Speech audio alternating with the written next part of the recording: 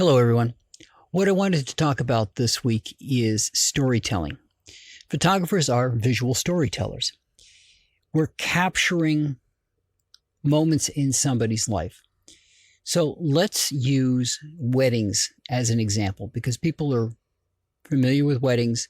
You can go see a lot of different wedding photographer sites and see how they tell the story.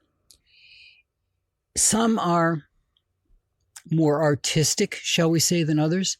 For example, I remember seeing one that it was a bunch of flowers, all right? They changed it to black and white with just the color of the roses being left in. And in the background, blurred, were the couple. Now, that's an interesting artistic photograph. And it tells a particular type of story about the accoutrements of the event. But let's look at the wedding itself. Now, if you look at the way a lot of the photographers handle weddings, and you can see it on their sites, the entire wedding stays in focus, right? They take the bride and groom, they may put them in an archway or with something interesting around them and separate them from the group physically and take photographs of them. But what if, now obviously you don't want to do this during the wedding ceremony itself because you would be in the way. But what if before they left, you swapped places with the minister and took a picture just of them with the background of all of their guests, but made it so that everybody was blurred out except for the couple? That would immediately make them the center of attention and give you something to focus on. Now, the reason I'm using this example is I've noticed that a lot of the photography done, and I've done it myself when I do events, everything is in focus. Now, sometimes there's a really good reason for that. For example, if I'm shooting an event and I want to make sure that I get the crowd that's watching the event, everything has to be in focus. I can't focus in on anything in particular usually.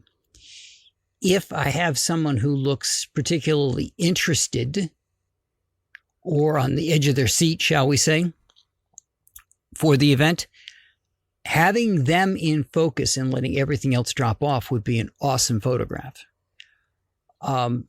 Thinking it from a battle perspective, because you guys know I shoot for Ticonderoga and do the reenactments, shooting a particularly intense reenactor with everything else falling in out of focus around them is a particular way of telling a story through the eyes of one participant. The same thing could be done for a wedding, for example. The problem with a wedding, as with some events, is there's certain areas you just can't get to.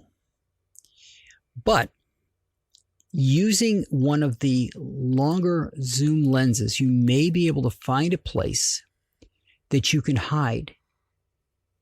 You're out of the way, so you won't be interfering with anything, and you don't draw attention to yourself. But you can get a picture of maybe the bride's parents as they watch the wedding take place. Again, just them in focus, let everything else fall out around them. Or the groom's parents. Or can you be around the other side and just get a picture of the bridesmaids or the groomsmen? Some of this is going to require there to be more than one photographer. But this is really good example of using zoom lenses to get out of the action. You've heard me talk about using zoom lenses when it comes to doing the Revolutionary War reenactments because there's a safety zone. And I try to stay on the side of the safety zone that everybody stays on. Out of the way, but again, it's a safety zone. They want you to be able to see the action going on, but they don't want you to have the possibility of getting hurt during that. So what I've done is used a zoom lens to compensate for that. Now I've got a 70 to 200 millimeter. Now 200 isn't that much of a zoom, depending on how far away you are from things, but it's a 2.8. There's apparently a 300 that's coming out that's a single 300.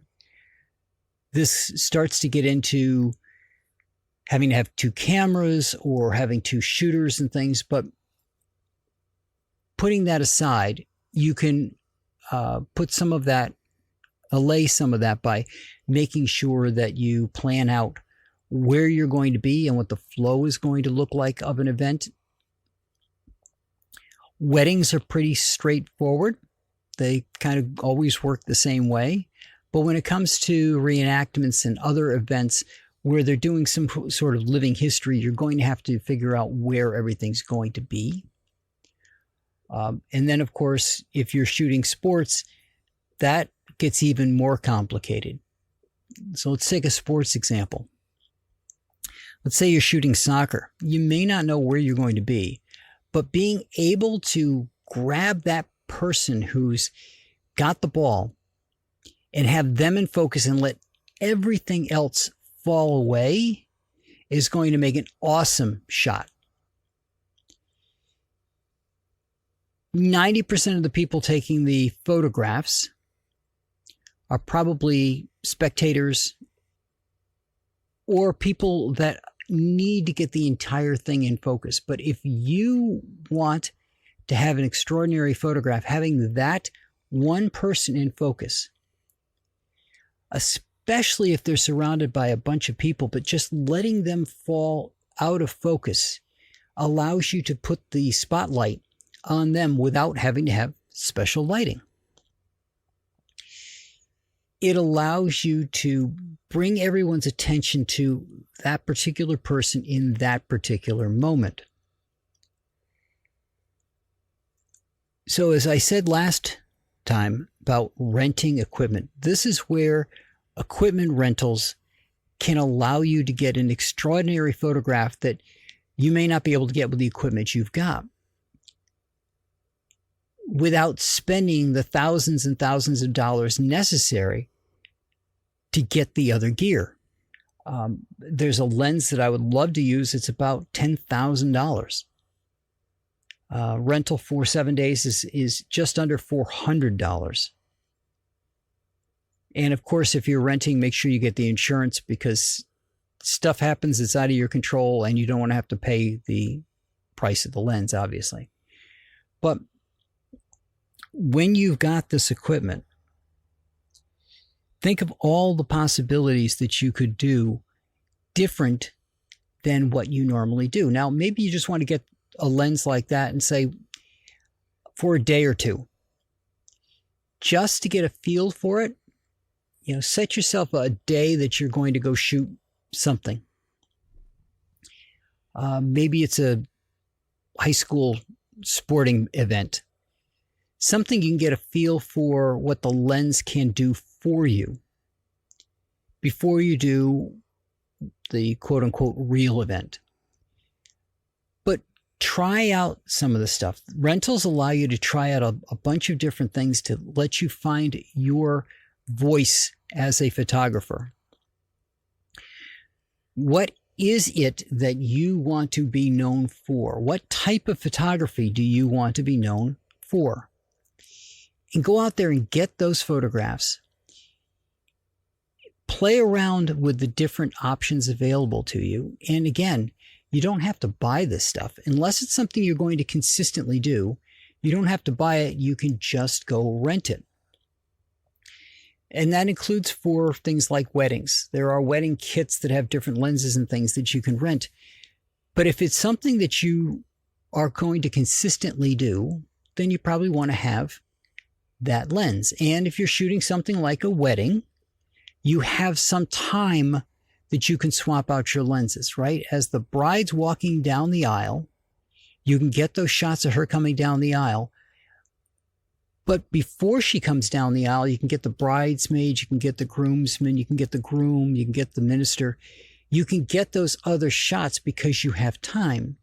But when you're shooting something more live action, for example, a sporting event, you may want to have more than one kit. You may want to have a secondary camera with another lens on it. And of course, you can rent this stuff. If you don't have a second shooter, then this gives you the opportunity to take some pictures by just swapping from one camera to the next. I've got a dual strap rig here. I just gave away my backup camera. It was an older camera and I wanted to get it replaced anyway, but I have a dual strap setup that allows me to carry two cameras around my neck, and I can easily just put one aside and grab the other one, so I can use a camera and another lens quickly for an action event. I've used that in the past.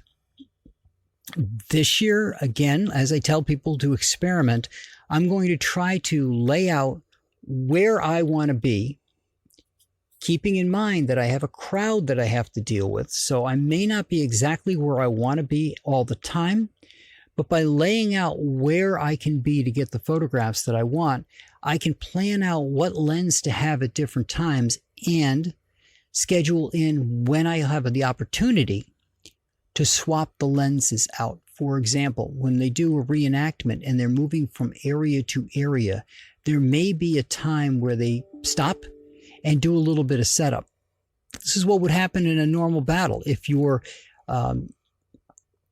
trying to get away from an opponent, you're going to be less organized, let's say, than when you get to a spot that you think you can defend yourself again, at which point you're going to reorganize yourselves.